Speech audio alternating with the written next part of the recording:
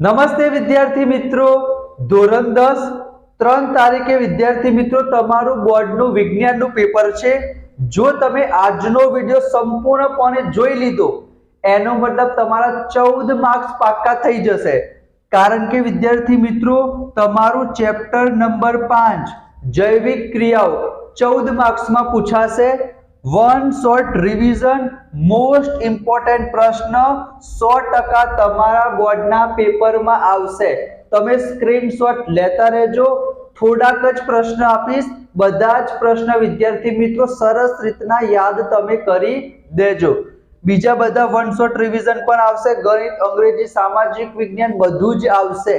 તો નમ્ર વિનંતી કરું છું, આ તમારી ચેનલ છે તો ફટાફટ વિદ્યાર્થી મિત્રો સબસ્ક્રાઇબ ના કરી હોય તો સબસ્ક્રાઇબ કરી દો, અને વિશ્વાસ ના હોય તો આજનો વિડિયો સંપૂર્ણપણે જોજો. તમને લાગે પછી સબસ્ક્રાઇબ કરજો. સૌથી પહેલા વિદ્યાર્થી મિત્રો ચેપ્ટર નંબર 5 શું નામ છે? જૈવિક ક્રિયાઓ. વિભાગ ડી માં 2 પ્રશ્ન પૂછાશે. બીજું ચેપ્ટર એસિડ, બેઝ અને ક્ષાર, એનામાંથી 2 પ્રશ્ન આવશે. આ ચેપ્ટરમાંથી 2 પ્રશ્ન આવશે. એના સિવાય કયા પ્રશ્ન આવશે? ચેપ્ટર નંબર 2 એક વિડિયો અપલોડ કરી દીધો છે, ડિસ્ક્રિપ્શનમાં લિંક હશે, આઈ બટન ઉપર ક્લિક કરશો તમને મળી રહેશે. બરાબર. વિભાગ સી માં વિદ્યાર્થી મિત્રો કંઈ નહીં પૂછાય. વિભાગ બી માં 2 પ્રશ્ન પૂછાશે અને વિભાગ એ માં વિદ્યાર્થી મિત્રો 2 માર્ક્સના હેતુલક્ષી આવશે. સ્ક્રીનશોટ લેવો હોય તો લઈ લેજો. ચલો, સૌથી પહેલા વિદ્યાર્થી મિત્રો જો આપણે વાત કરીએ વિભાગ ડી માટે, કે વિભાગ ડી માટે મોસ્ટ ઇમ્પોર્ટન્ટ પ્રશ્ન કયા છે? આ જેટલા પણ તમને દેખાય છે એની આકૃતિ પણ વિદ્યાર્થી મિત્રો તમારે ખાસ કરવાની છે. કારણ કે ગમે તે એકની આકૃતિ પર નામ નિર્દેશન વાળી 2 માર્ક્સમાં પૂછાવાના ચાન્સીસ છે. બરાબર. પાચન તંત્ર, તો એમાં વિદ્યાર્થી મિત્રો તમે જઠરમાં પાચન, નાના આંતરડામાં પાચન, જઠરમાં એસિડની ભૂમિકા, તો એવા પ્રશ્ન પણ તમે કરી દેજો. સરસ મજાનું પાચન તંત્ર તમે યાદ કરી દેજો. શ્વસન તંત્ર એ તમે કરી દેજો. ઉત્સર્જન તંત્ર એ કરી દેજો. હૃદયમાં વિદ્યાર્થી મિત્રો 2 પ્રશ્ન પૂછાય. અમુક લોકો આને વિદ્યાર્થી મિત્રો શું વાંચે ખબર છે ને? હૃદય. તો આ હૃદય નથી. શું છે વિદ્યાર્થી મિત્રો? હૃદય છે. શું છે? હૃદય. એના પછી વિદ્યાર્થી મિત્રો આમાં હૃદયમાં બેવડું પરિવહન, કે આપણા હૃદયમાં, શેમાં? હૃદયમાં કે હૃદયમાં? હૃદયમાં. તો આપણા હૃદયમાં રુધિરનું બેવડું પરિવહન એ તમારી પરીક્ષામાં પૂછાઈ શકે છે. અમીબામાં પોષણ એ તમારી પરીક્ષામાં પૂછાઈ શકે છે. એકચ્યુઅલી આ 2 માર્ક્સમાં પૂછાય, પણ એ લોકોને તમારા ઉપર બહુ વધારે પડતો પ્રેમ આવી જાય, કારણ કે એ લોકોને ખબર છે કે આ પ્રશ્ન મોસ્ટ ઓફ બધાને આવડતો હોય તો 4 માર્ક્સમાં પણ પૂછાઈ જાય. બરાબર. બધાની નામ નિર્દેશન વાળી આકૃતિ કરી દેવાની. એકાદ પ્રશ્ન 2 પ્રશ્ન તમારી પરીક્ષામાં 100% પૂછાશે, તો સરસ રીતના મોઢે કરી દેજો વિભાગ ડી માટે. એના પછી સ્ક્રીનશોટ તો તમે લઈ જ લેજો વિદ્યાર્થી મિત્રો. આને શું કહેવાય ખબર છે ને? હૃદય કે હૃદય? જણાવજો મને. બરાબર. ચલો, એના પછી વિદ્યાર્થી મિત્રો મોસ્ટ ઇમ્પોર્ટન્ટ તફાવત. આ બધા જ તફાવત વિદ્યાર્થી મિત્રો કરી દેજો. મિનિમમ 1 થી 2 તફાવત તમારા પેપરમાં હશે, વિભાગ બી માં કે વિભાગ સી માં. આ ચેપ્ટરના મેં તફાવત લખ્યા છે. એના સિવાય બીજા ચેપ્ટરમાં છે એસિડ અને બેઝ, ત્રીજા ચેપ્ટરમાં છે ધાતુ અને અધાતુ, ભુંજન અને કેલ્સિનેશન. બરાબર.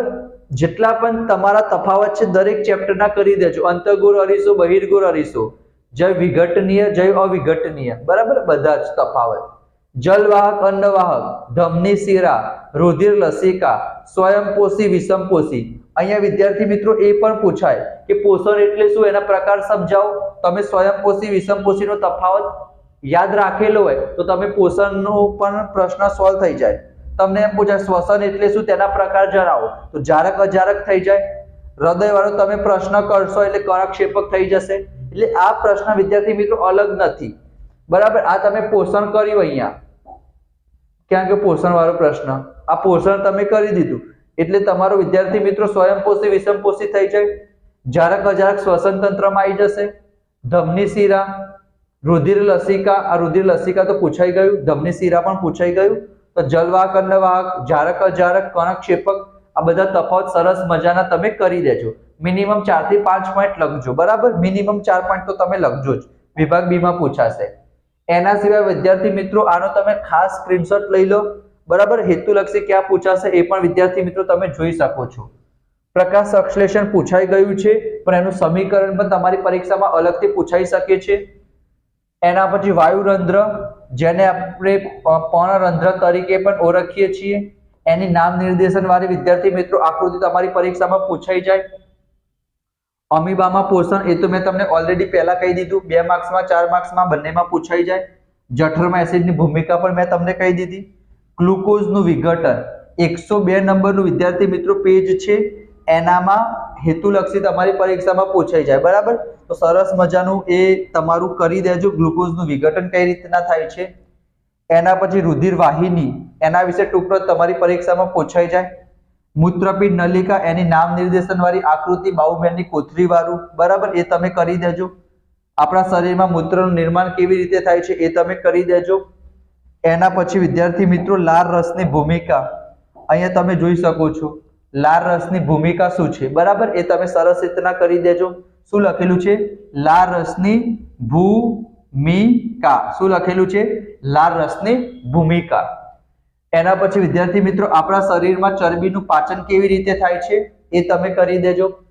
વનસ્પતિમાં ઉત્સર્જન, બરાબર, અને ઉચ્ચ પ્રાણીઓમાં હૃદય નહીં હૃદય, તો ઉચ્ચ પ્રાણીઓમાં હૃદય, સસ્તન વર્ગમાં, દેડકામાં, માછલીમાં, બરાબર, એ પ્રમાણે. તો સરસ મજાનો તમે સ્ક્રીનશોટ લઈ લો વિદ્યાર્થી મિત્રો આનો. વિભાગ બી માં અને વિભાગ ડી માં જે તમારું 5મું ચેપ્ટર છે જૈવિક ક્રિયાઓ, મેં તમને જે પ્રશ્ન કીધા આ બધા 2-2 માર્ક્સ વાળા પ્રશ્ન છે. સ્ક્રીનશોટ તમે લઈ લેજો, હું સાઈડમાં જતો રહું છું. અને આ છે તમારા 4 માર્ક્સના પ્રશ્ન.